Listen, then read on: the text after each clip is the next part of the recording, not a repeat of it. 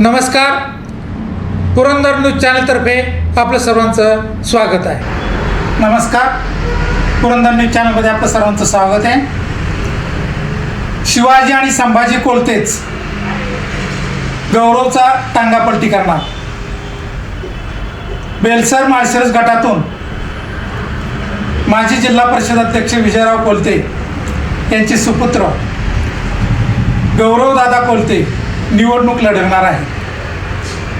राष्ट्रवादी काँग्रेस शरद पवार गट, राष्ट्रवादी काँग्रेस अजित पवार गट, भारतीय जनता पक्ष, शिवसेना शिंदे गट, शिवसेना उभाटा व आम आदमी पार्टी यापैकी कोणत्याही पक्षाचा एबी फॉर्म मिळाला तरी चालेल। शेतकरी कामगार पक्षाचा मिळाला तरी चालेल, पण गौरवदादा निवडणूक लढवणार म्हणजे लढवणारच। परंतु त्याला पाडण्यासाठी त्याचे सख्खे चुलत भाऊ शिवाजी आणि संभाजी यांनी कुटील डाव रचला आहे। शिवाजी कोलतेला दारू पिण्याचे व्यसन लागले आहे। तो दुपारी चंद्रावर पोहोचतो व दररोज रात्री इतर ग्रहावर त्याचा प्रवास सुरू असतो। संभाजी कोलतेने रात्रीचा दिवस करून, काबाड कष्ट करून, रक्ताचे पाणी करून पुरंदर पब्लिसिटी अडचणीतून, कर्जाच्या बोजातून बाहेर काढली। त्याच क्षणी गौरव कोलतेने संभाजी कोलतेच्या पार्श्वभागावर लाथ मारून त्याला हाकलून दिले। संभाजी कोलते व त्याचे कुटुंबीय रस्त्यावर आले, आर्थिक संकटात सापडले। आर्थिक गैरव्यवहार केल्यामुळे संभाजी कोलतेला येरवडा जेलची हवा खावी लागली।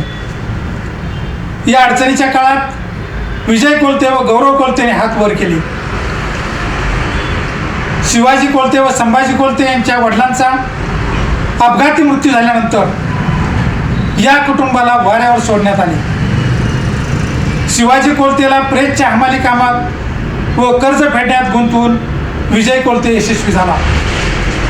या गुलामगिरीमुळेच व शारीरिक श्रमामुळे शिवाजी कोलतेला दारूचे व्यसन लागले। या व्यसनामुळे त्याचे कुटुंबीय भयभीत व त्रस्त झाले आहेत। कोणत्या आईला आपला मुलगा दारू पिऊन घरी आलेला आवडेल? कोणत्या पत्नीला आपला पती दिवस रात्र दारू पितो हे आवडेल? कोणत्या मुलांना आपला बाप पेताड झालेला आवडेल? त्यामुळे शिवाजी कोलतेसह त्याच्या कुटुंबियांची मानसिक अवस्था बिघडलेली आहे व संभाजी कोलतेला ऐत खाऊ गौरव कोलतेला धडा शिकवण्याची ही चांगली संधी प्राप्त झाली आहे। त्यामुळे या जिल्हा परिषद निवडणुकीमध्ये